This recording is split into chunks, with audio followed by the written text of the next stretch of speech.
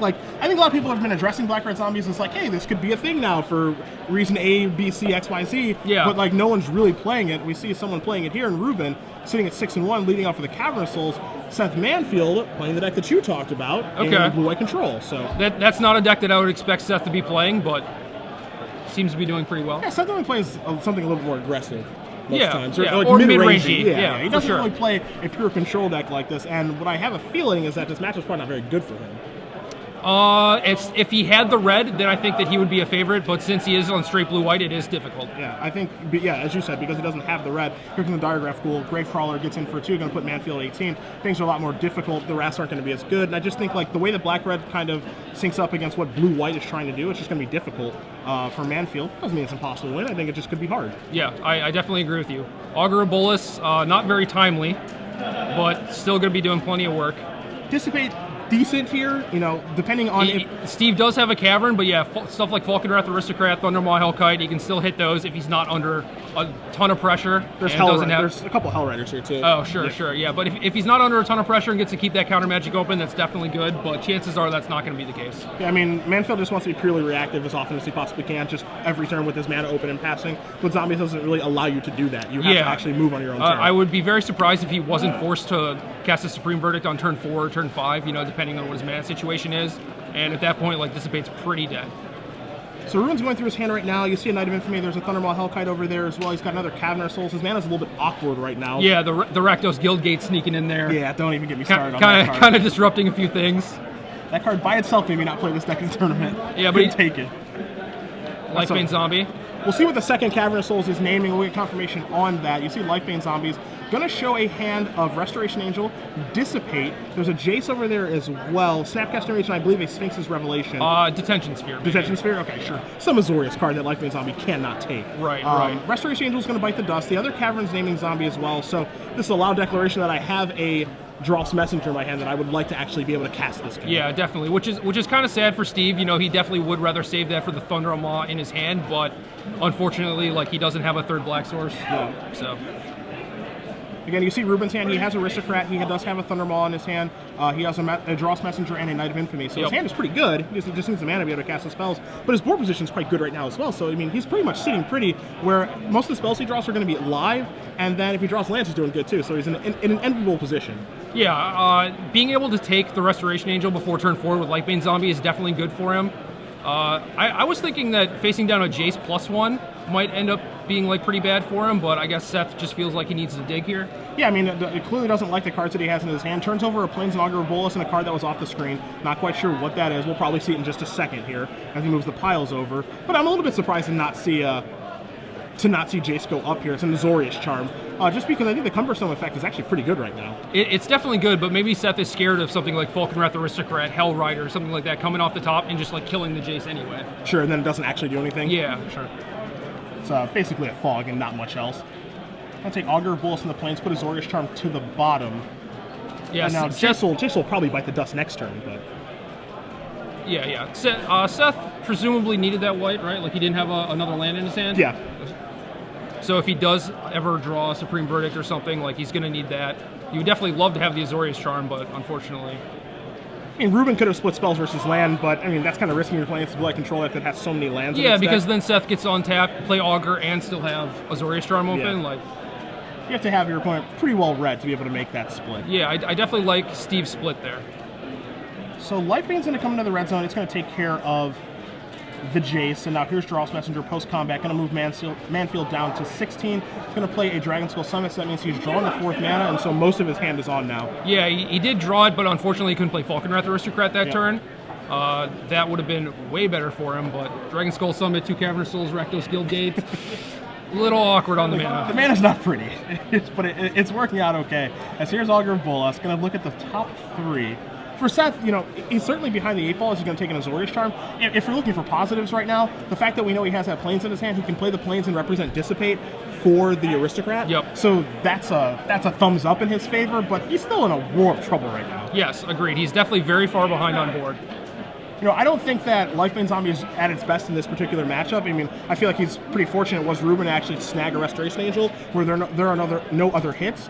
But it being a 3-1 that's unblockable is actually quite relevant right now. Augur Bolas can't get in the way. Yep. You don't really want to Azorius Charm this thing, I don't think. It just doesn't feel great. You'd rather say that for a haste threat, I would assume.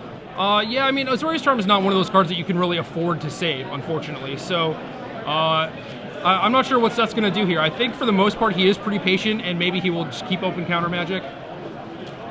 See another Thundermaw drawn there for Rubin to go along with the Falkenrath Aristocrat and the Knight of Infamy. Yeah, so Steve, knowing that Seth has the Azorius Charm, do you think he just sends in with a couple guys, or maybe just the Lifebane Zombie, I guess? I mean, he knows he has Charm and he knows he has Dissipate, so he can play Falkenrath Aristocrat to start the turn and force a Dissipate and then turn the guy sideways, or he can start by attacking first and then play the Falkenrath Aristocrat post-combat, because I think it might be most important for him to make sure that this just resolves. Yeah, I agree. It won't get to attack, sure, but I don't think that Seth really has a great way of actually dealing with the 4-1. No, I mean, he does have Detention Sphere in his hand still, but he's kind of overloaded with that type of effect. He doesn't have enough things to take care of Geralt's Messenger, Gravecrawler, Falkenrath Aristocrat. And his main way of sweeping the board is not going to be pretty for him in the aftermath. You have Messenger coming back, draining him for another 2, Gravecrawler ready to come back. Yep. He's in a rock and a hard place right now, in a big way. You see Rubin's trying to figure out exactly what attacks he wants to make. Can I send in Gravecrawler and afford to just let it die and then rebuy it? But I'm going to use most of my mana this turn for Aristocrat, probably post-combat, so I don't know if I want to make that exchange at this point. Yeah, and if he sends a Diregraph Ghoul, Seth just doubles up with Augurs, presumably. Yeah. Takes a lot of damage to do so, but I guess he could just double up with Augurs on Diregraph Ghoul and then Azorius Charm something, but then he just leaves the shields down to get Falkenrath Aristocrat post-combat. Yep, exactly, and then that thing's pretty much going to stick in play for the rest of the game unless he wants a Detention Spirit. At the same time, again, Manfield doesn't know that Rubin has Aristocrat in his hand. A lot of the times you just see a player just slam down Aristocrat, get it dissipated, and then start attacking. So that might not be at the forefront of his mind of, okay, look, there's going to be a Falkenrath Aristocrat coming at me post-combat. Yeah, I definitely agree with that. Both players here are exerting the maximum amount of patience, I feel. Yep. So you're going to see a double block there on the Geralt's Messenger. That's going to end up undying. He's going to come back, drain Manfield for 2, take some damage from the Gravecrawler, and Lifebane Zombie actually goes back on top of the deck. And now you're going to see that post-combat Falkenrath Aristocrat. Yep. And I'm sure Seth isn't incredibly thrilled about that coming to play now. No, actually, since he got to trade off with the front half of Geralt's Messenger, Supreme Verdict here isn't going to be the worst thing, but he does have to deal with that Falkenrath Aristocrat. Yep. But, he's trying to handle the threats one at a time. I think he's doing a pretty nice job, honestly, of trying to handle these threats right now. As you said, Verdict is going to, if Verdict does happen right now, he's going to sacrifice this guy to Aristocrat, the rest of the stuff is going to die. Rubin would draw a Lifebane Zombie and then be able to bring back Gravecrawler. Yep. So he'd be able to reassemble his board very, very quickly. Oh yeah, for sure. So there's Detention Sphere to take care of the Falkenrath Aristocrat. That's step 1 of trying to complete this puzzle for Mansfield. Yep. Still at 12 life, a pretty reasonable life total at this point, I feel like. The thing is just, can he get his head from underneath the water? The water is rising on the boat here, kind of sinking. He's got access to 3 mana. That means he can make a more than what token, which is pretty meh in this situation. I mean, it's okay. It lets him do another double block with Augur and the token on Diregraph Ghoul. You take 6 damage, but you get another creature off the board. I like starting here too for Rubin to get information before you make your attack. Yeah, for sure. I feel like even the previous Lifebane Zombie being able to see that Seth has no Supreme Verdict is great. You see a hand of Snapcaster Mage, Dissipate, Island, and Hallowed Fountain. So again, he knows he doesn't have Wrath. If he ends up peeling Wrath, what have you, can't really control that. But he knows exactly what Mansfield has, and he doesn't have a lot to play around right now.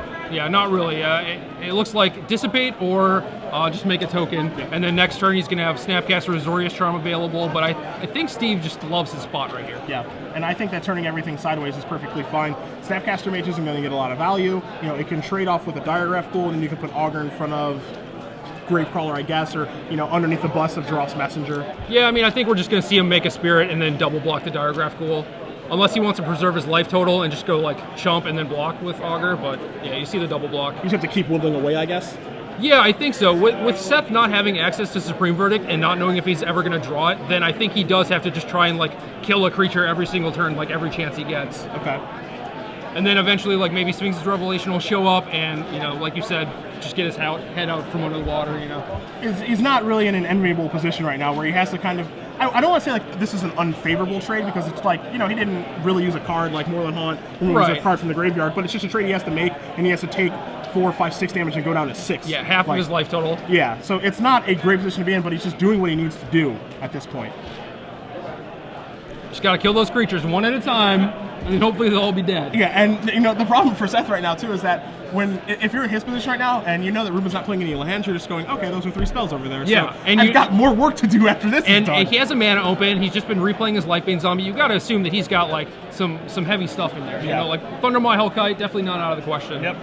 And it's just some sort of haste threat, and Seth is just going to draw his card and pass the turn back. Right now, you know, we know he has Snapcaster Mage in his hand. He has Azorius Charm in the graveyard, so that's kind of what this turn's probably going to look like, depending on the draw step. Okay, 1, 2, 3, 4, 7 mana for Manfield too. So Revelation for 4 isn't terrible. I don't know how much it does. Well, I mean, it doesn't do much to save him now. Like maybe he gets a fog out of the deal, but what Seth really needs is to just untap and be able to play multiple spells, deal with multiple threats. Like he's way too far behind. You see Rubin kind of a little bit cautious here because he knows the obvious thing, which is Snapcaster Revelation Angel. Snapcaster Mage Azorius Charm. That's the obvious thing that can happen. How do you feel about this attack? This is very reserved. It is very reserved. I definitely agree with that. I'm not sure if Steve just doesn't want his, like, he doesn't want to get his Lifebane Zombie Azorius Charm and then have his Messenger die to a double block from Snapcaster and Augur, which gives him more Moreland Haunt food. Okay. So I don't think this is necessarily bad. If you're on the blue-white side of things and you see this attack being made, what are your initial thoughts? Because Seth, this is huge now, right? Yeah, this is pretty huge. Yeah, Seth being able to cast the Sphinx's Revelation while not taking a bunch of damage or not having to chump block with his Augur. Or not having to use a Snapcaster Mage this turn either. Right, yeah. See, I don't know if that's a situation where you just say that, you know, pedal to the metal, get in there with everybody, which he doesn't do. And now Rubin doesn't play any creatures either. After combat, he's still holding on to that Knight of Infamy, and I think his draw step was a Gravecrawler last turn. So he's not adding anything to his board. So for Seth, that turn feels like a win for me. Yeah, that was huge. Like, I see Steve's position. Like, he doesn't want to add another creature after his opponent just drew a bunch of cards. He doesn't want to play Gravecrawler because he's going to want that to return his other Gravecrawler, you know, once he gets Supreme Verdicted. So I don't know. There's definitely something to be said for attacking and making unfavorable trades just to make your opponent use their mana, so that something like Seth casting a top deck Sphinx's Revelation can't happen. You know, you just keep them on the back foot. Because I mean, I don't know that it's ultimately the Sphinx's Revelation, the card that Rubin's going to lose to here, but I think, you know, obviously he didn't have it when he Lightbaned him last turn. Correct. But you know, you don't want to get yourself in a position where if he does draw Sphinx's Revelation, it's actually on.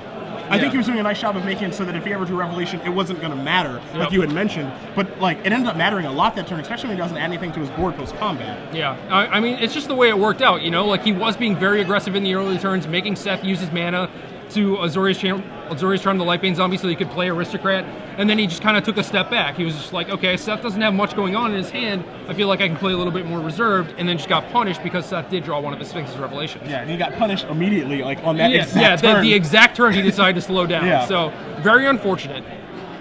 So now he's going to make a very similar attack, and again, if he's going to commit to that attack last turn, I feel like he almost has to commit to that attack this turn. But I mean, then again, like, things have changed drastically because Seth has gained some life and drawn a lot of cards. Yeah. And now he's going to do that Revelation again. into another Revelation, so this time for 5, up to 9 life. And so now you got to think that Seth has some stuff going on now. And this is the thing that you talked about, because now he's going to start being able to convert resources and be able to cast multiple spells a turn, which is where you want to be when you're playing Blue-White Red Flash or Blue-White Control, which is, all right, now I can play Verdict and have mana up to do other things. Yeah, exactly. Counter his follow-up Thundermaw Hellkite potentially. Yeah. And I think, you can correct me if I'm wrong, I think Seth still has that Dissipate from earlier. Yeah, he's not used it yet. Yeah, because it was Snap, Dissipate 2 lands, and then he drew Revelation, so he still has all of those cards as he plays a Glacial Fortress for the turn. He's got a lot of cards in his hand. He may have to end up discarding here, but he's going to start with Augur of Bloodlust, so no Wrath yet, it looks like. I think we find another Revelation he's looking at? Yeah, that looks like his third Revelation. I don't know. This is kind of off topic, but not really. Like, Brad Nelson in the top 8 of Grand Prix DC that he won cast a Wall of Omens and then cast a Wrath of God or a Day of Judgment, whatever it was, to convince his opponent that he didn't have it and drew it off the wall. So the next turn the guy just unloaded and played all his stuff and then got Wrathed again. Okay. So I wouldn't put that type of play past Seth. That definitely seems like something that's in his wheelhouse. Okay. Although you got to assume that Steve is kind of choked on mana, and he's not going to be holding back like multiple little things. You know, sure. If he has something, it'll just be like a Thundermaw Hellkite. So probably not going to be able to take advantage of it in this situation, but it's just something to consider. You know. Yeah, I mean, that's like a high level play, just trying to hook them. Like you draw your card off of the wall, and you're just like, yes, yeah, cast Wrath, and the guy's like, oh, you're so lucky, dumping my guy. It's like, yeah, cast the other Wrath that I've had forever. Yeah. You know, and then just try to hook them really good. Yeah, I mean, I don't think that's outside of Seth's range at all. No. Let's hear Snapcaster Mage, Lifebane Zombie coming into the red zone here, so we might see a Azorius Charm to choke a draw step here. We are definitely now in the point of the game that Rubin does not want to be in, and this is, as you said, this is multiple spell territory. Yeah. You know, this is the point of the game where you don't want to be against any control deck, because when they only get to play one spell a turn, or if you can predict the Snapcaster Mage plus Azorius Charm turn, that's fine. You can kind of lay things out the way you want to. But now now he just gets to move every turn with all of his shields up. Yep. And that's not a spot that you want to be in, because then you're just left guessing the entire time. No, I feel like at this point of the game, especially with Seth having his third Sphinx's Revelation in hand, it's just like he's trying to find a way to kill Steve. Yeah. He almost certainly has all the tools to deal with whatever comes out now, so. Maybe looking for that one Aetherling in his main deck, or just some way to get the game closed now that, he's really, I think, taking control of this game. It might take him a little while to win, and he's going to be patient because he has no reason not to be. Exactly. But yeah, I think he's looking for a way to close it out now. Yeah, for sure. In his main deck, he does have one Jace Architect of Thought, which we saw die already. So he does just have the one Aetherling really to kill Steve with, but he'll find it eventually. So Lifebane's always going to come off the top of the deck again because of the Azorius Charm. We knew it was there. You see Seth reorganizing his mana here, maybe considering casting Restoration Angel in response, blinking. And both targets are pretty good depending on what's in the graveyard over there. Yeah, I believe there's another Azorius Charm. I could be wrong, but I don't know. Maybe it's just better to blink that Augur. So let's see what Manfield decides. He's going to blink Snapcaster Mage. All right, so Searing Spear in response is going to take care of that. Assuming that Seth is okay with that, doesn't have a counter spell, what have you, maybe another Restoration Angel to re-blink it. Sure. I mean, we're looking at Seth's hand of Dissipate, Azorius Charm, Sphinx's Revelation, maybe a second Azorius Charm. Yep. I don't think he wants to use his Dissipate on this Spear. I think it's just whatever, like, just let your Snapcaster die. You don't get to flashback anything. That's it's interesting because that's the only Snapcaster Mage that he has in his deck. He wrote about that this week about how Snapcaster Mage is a little bit worse now because of Scavenging Ooze and a couple of other things. A lot of people have Scavenging Ooze. Yeah. Does he is he overvaluing his one Snapcaster Mage in his deck? Because once it dies, it's gone forever. You see him dissipate this year. And so now here's the interesting. hand. And here's the hand of a Supreme Verdict instead of an Azorius Charm. Okay. So Verdict, Azorius Charm, Sphinx's Revelation, and a Glacial Fortress is what Manfield is looking at right now in his hand. So Rubin having that information. Again, this isn't a situation to me where he can kind of, bob and weave and try to play around stuff. He just has to, I just hope what he's doing is good enough, but he knows that realistically what he's doing isn't great anymore. Yeah. Yeah, especially you see that Seth has answers for, the Thundermaws that he has in his hand. He has Supreme Verdict to clean up the ground if he ever chooses to. Yep. Another Sphinx's Revelation to reload. I mean, this game is definitely not looking good. We see that Seth targeted Sphinx's Revelation with the Snapcaster Mage. Not sure if he's going to have enough, depending on how much mana he has. Like, we see the stuff that's on screen. There might be a couple mana off screen, but he could flashback that Revelation. Yeah, I don't think that there's... I think he's just all out of mana. Yeah. See, Messenger's going to get in the red zone here. Shields are down here for Rubin, so it's up to Seth how he just wants to block. It's a pretty easy double block. Kind of interesting to see the double block there involved with the Snapcaster Mage, however, because it looked like he wanted to protect that quite a bit and then blocks with it. Yeah, but maybe that's why he wanted to protect it. He wanted to keep his Angel around to brick wall all the little guys, and then use the Snapcaster to trade off with the Messenger. Okay. How do you feel about that trade with Snapcaster there? Like, it's the only one in his deck. You don't want to overvalue it, but is it more important just to get that Messenger off the table? Yeah, definitely. And you don't want to take the 4 damage there, too. Like, I mean, you do have another Sphinx's Revelation, but, like, you still don't want to get burned out by maybe something like a Blood Artist or whatever. You don't know necessarily what's in Rubin's deck. Any merit to just chumping with an Augur Bolas there? Potentially. I mean, you do have Moorland Haunt active, so any creature is 2 chump blocks. You're going to be able to Revelate for, it looks like 8 this turn, so... I don't know. I feel like double blocking is correct, just to kind of clear the board a little bit. But for the most part, I don't think it really matters what Seth does. Okay. So now here comes the Thundermaw Hellkite. It's not through a Cavern of Souls. It's just being hard cast. Looks like Seth's going to give that the thumbs up.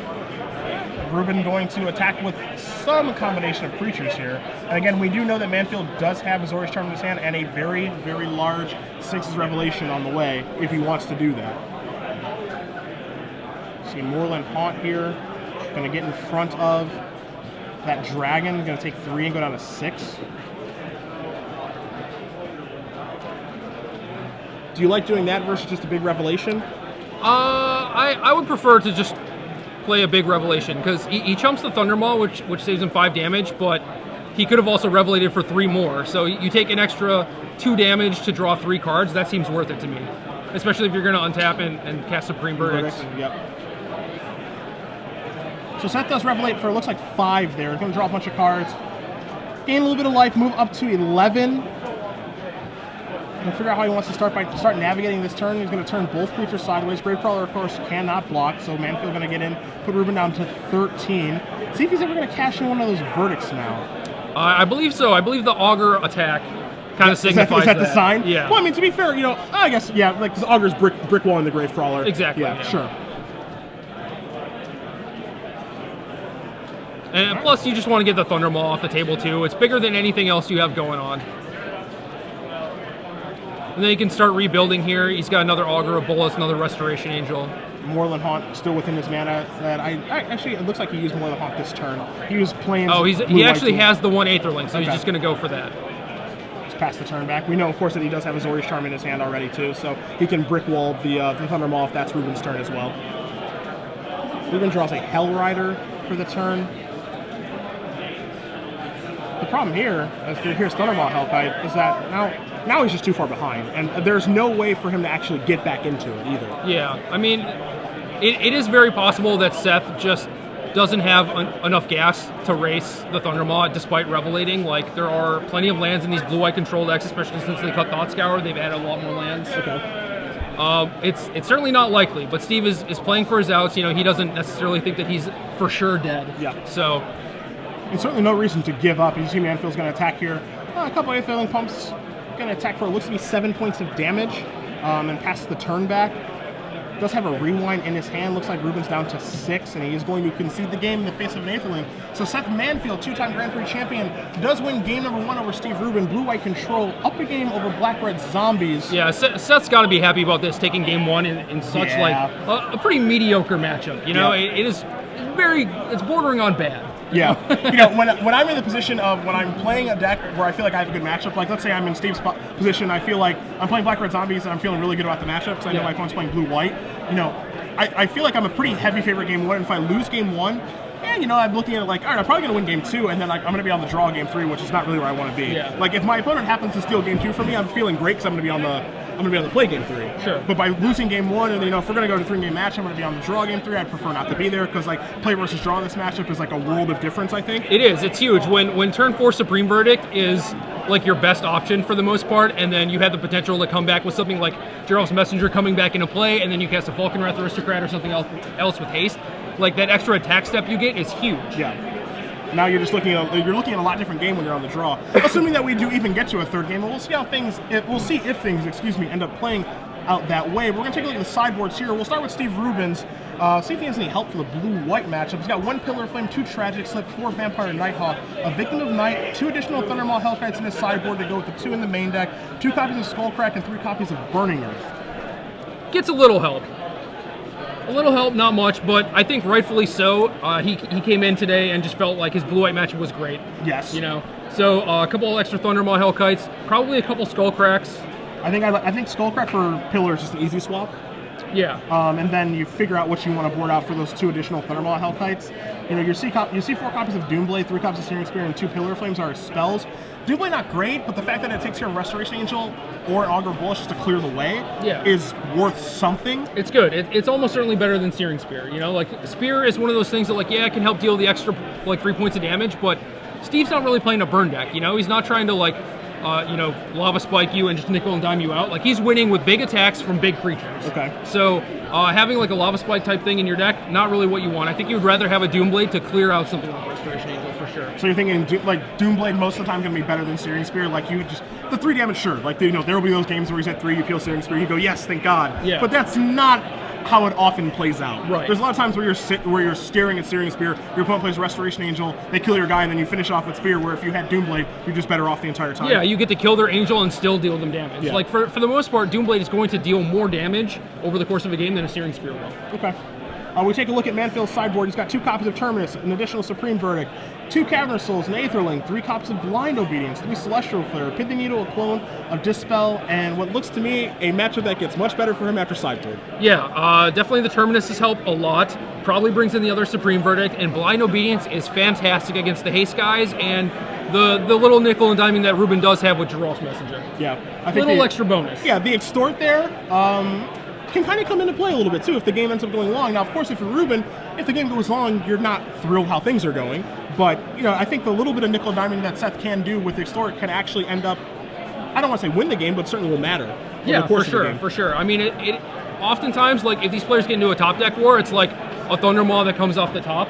Like, any nickel and diming that you get to do with Blind Obedience might give you an extra turn to draw an answer. He also has 3 Celestial Flares, which may or may not come in against this matchup. Like, it's good against Rubin's top end, the Hell Riders, the Aristocrats, the Thundermaws, but it is abysmal against the bottom end. Yes. That was the question I was actually going to ask you. It's like, there's that card has a wide range in this matchup. It can go from great to sack my Gravecrawler, nice card, idiot. Yep. Like, there's a lot of different things that can happen with this card. There are 3 in the sideboard. Would you board in any? Would you board in the full 3? I feel like Seth, having seen several Cavernous Souls out of Rubin, is probably going to think that he's playing the full 4. Okay. So his counter spells are not going to be that great. But most of the other things he has are pretty good, Like, he has removal spells. He has Think Twice to make his land drops. Maybe you want to cut a couple of those. But it looks like he just has 4 counter spells, and maybe the Aetherling is too slow. It seems like he has enough things that he's bringing in already that he doesn't want to dilute his deck with something that could potentially be bad, like Celestial Flare. But if he did have a lot of things to cut, it's not the worst card to come in. Okay. Like, if you do Supreme Verdict them, they come back with a Thundermaw, you have a very quick, clean answer to it. Yeah. All right, so we'll see how he does on a sideboard here, because I think Celestial Flare, I think the other ones are pretty easy. Like, Blind Obedience, yes. Terminus, yes. Supreme Verdict, yes. Terminus has the, oops, I win factor, which is nice to have in a card. Yeah, for sure. Flare, again, when you have a card like that, it varies from how good it can be in a matchup. It's very difficult to convince yourself to want to board that in. Or, it's also, on the flip side, you convince yourself, like, he's a creature deck, I'll just board in this thing that kills creatures. Yeah. And let's just rock and roll. Like, do you want to board in all 3 of those? Almost certainly not. Yeah. If he was going to bring in any, I would think 1 or 2, but I feel like between the 3 Obedience, 1 Verdict, 2 Terminus, he has enough action in the sideboard. He might only bring in, like, 2 Blind Obedience, but I definitely think that some amount of them are coming in, when you play 3 Blind Obedience, you want that for haste creatures. Like, you got to be thinking that he's planning on bringing them all. Other question you can ask here, as you see both players finishing shuffling up here for game number 2, is there any merit to cutting a land after sideboard or 2? I mean, we're looking at Ghost Quarter, which is fine. I don't know if you can afford to ever actually sacrifice that. Can't take care of Cavernous Souls, but I mean, he's boarding out his counter magic anyway, so that's presumably, yeah. He's got 2 copies of Mortal High. I don't think you want to board those out, but is there any merit to actually boarding out a land? Because, like, it looks like he's probably going to be lowering his curve after sideboard anyway. Yeah. So does he want to have a bunch of lands? I mean, it is possible for him to cut a Ghost Quarter, but again, like, any land that you have translates into, like, more life and more cards with Sphinx's Revelation, and you don't really want to miss land drops with this deck, even if they are as bad as Ghost Quarter. So I think right now I'm counting 28 lands. It's 26. His deck list is strange. He has 2 planes and 6 planes written down. I'm not sure what's up with that. Okay. Diagraph Cool to start things off. So Steve is off to an aggressive start. He's going to play his land untapped and cast an item for me. So this is how the game needs to go for him. Yeah, he just wants to get him behind right away. He is much happier drawing the Blood Crypt part of his mana base than the Guild Gate part. Yep. Knight of Infamy, very good, allowing his 1-drops to attack through Augur of Bolus also. You see the attack there for 3 instead of attacking for 4. Did you see the pump fake with Seth? You saw Seth, the pump fake Azorius charm? I was going to ask you, would you attack with both guys? Or do you just like getting the 3? It depends. I think Steve, with Hellrider in his hand and not having a 4th land, you're only missing out on 1 point, really, because the Knight of Infamy has Exalted. So I think it's worth not dealing the 1 point of damage if he doesn't have Azorius Charm than getting your guy put back on top, especially if it's as bad as a Diagraph Ghoul. Yeah, it's interesting, right? Because like you miss out on 1 point of damage, and then you can make the argument of like, well, his Azorius Charm's my guy. That's annoying that that's on top of my deck, but like then his Azorius Charm isn't cycling, so he's not getting deeper into his deck. Like, I think there's a couple different ways that you can look at it. I agree, but imagine what happens if he has Azorius Charms. Next turn he has to draw Diagraph Ghoul again and replay it, and then it's basically like Time Walk. Yeah. And I feel like Seth is more than happy to Azorius Charm. You saw him just try and snap off that Azorius Charm on the night before realizing that as protection from white. Yep.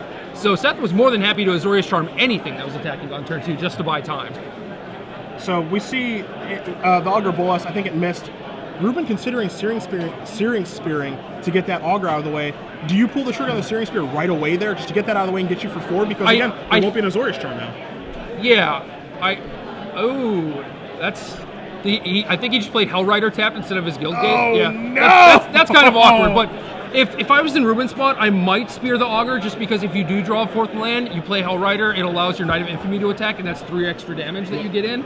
So again, that's one of those things where you kill their blocker, which translates into you dealing more damage, but I guess Steve just wanted to save it in the off chance that he didn't draw a land or drew a Guild Gate. And see, now here's the issue, because now he definitely can't Searing Spear. Yeah, because of Restoration. Yeah, he can't really attack with Hellrider either.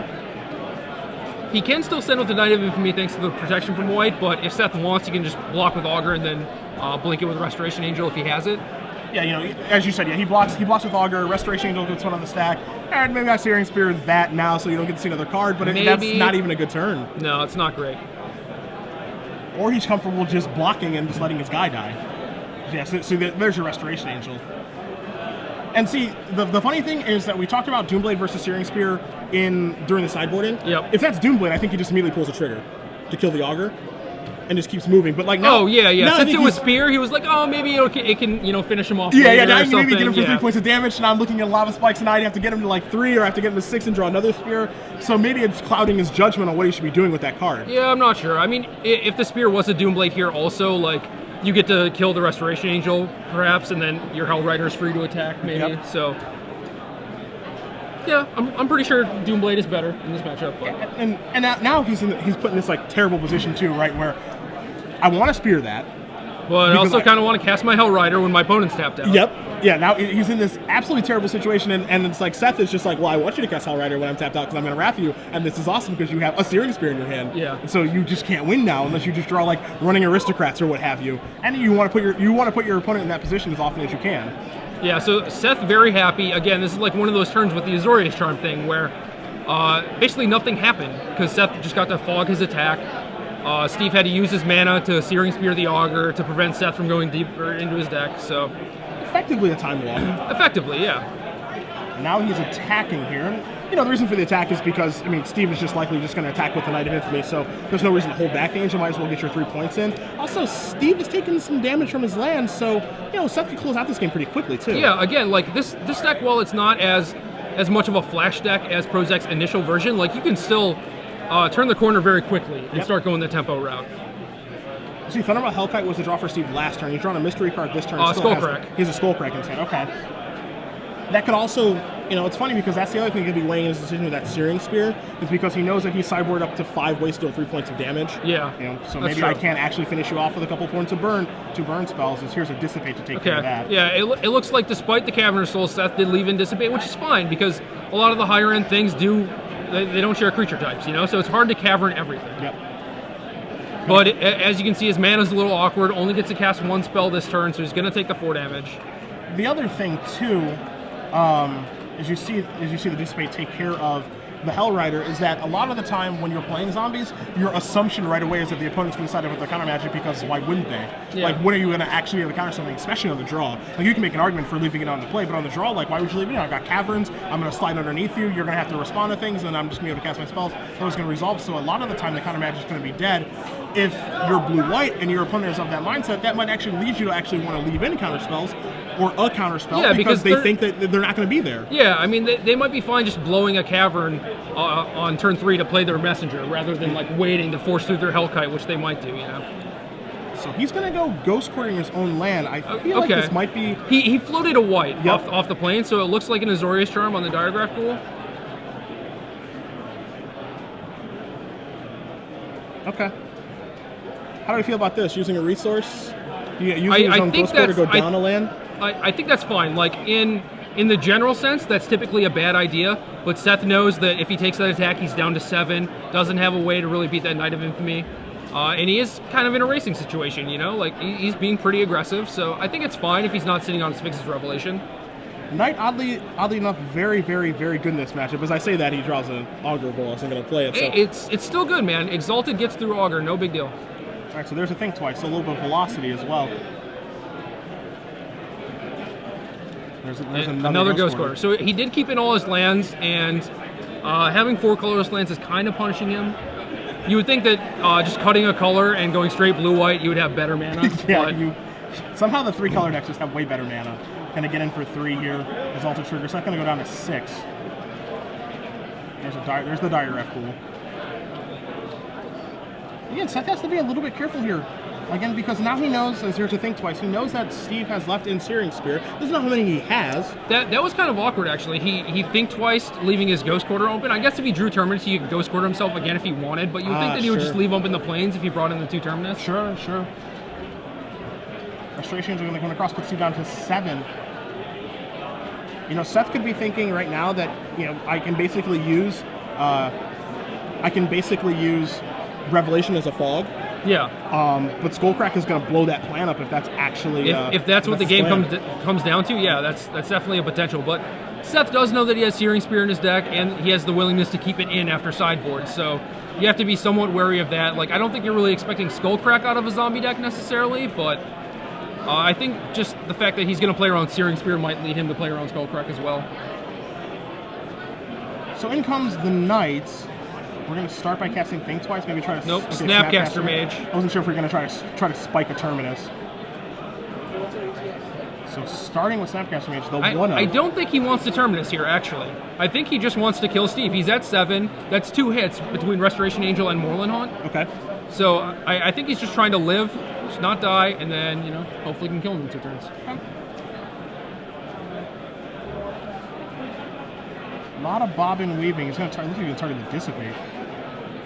That's reasonable. Yeah. And block here. This is actually going to let him trade with the Knight. That's a big trade there for Seth. That one Snapcaster is just doing work. Yeah. It's a big trade because, you know, it's difficult too for Steve because he would rather attack with the pro-white guy so his Diagraph doesn't get his Zorius Charmed again. Yeah. But the Diagraph would be a 3/3 with Exalted, so which one am I supposed to attack with? It's kind of a damned if you do, damned if you don't situation. Yeah, exactly. And there's the Moorland Haunt activation, going to put a Spirit into play. So as you mentioned, now we're looking at a 2-turn clock on Manfield's side. He can start by attacking for 4 here, put Rubin down to 3, and then the Spirit doesn't even have to get in the next turn. Yeah. All he just needs is to connect with Restoration Angel once. And so now I feel like you see Steve, I think, looking at the Skullcrack going, I didn't really want to have to do this right now. Yeah. Because now if you Revelate in response, I almost certainly can't win. Right, but if he just like doesn't Skullcrack him and tries to keep mana open, he's just going to die on the next turn. He basically has to play Falconwrath Aristocrat, hope it resolves, hope that Seth has no way to get it off the board.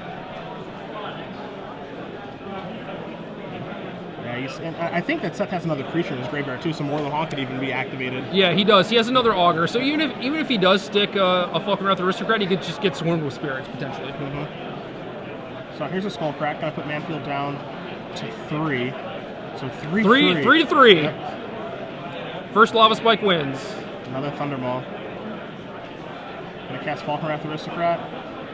This is a counter spell, isn't it? The Syncopate. He left in more counter magic than we thought he would. Seth is a patient human being. I knew that, but I did not know that he was going to keep in all of his counter spells. What did he cut? What did he take out? I have no idea. Either way, Seth Manfield's going to win this match 2-0. Blue-white control, moving on to 7-1 for the 2-time Grand Prix champion. That is not bad. Steve Rubin, I think, you know, getting paired in this matchup, thought he had a good matchup, but while the matchup on paper may look good, you know, the head-to-head, the player-to-player matchup is another story entirely. Right. And plus the blue-white matchup is incredibly tricky.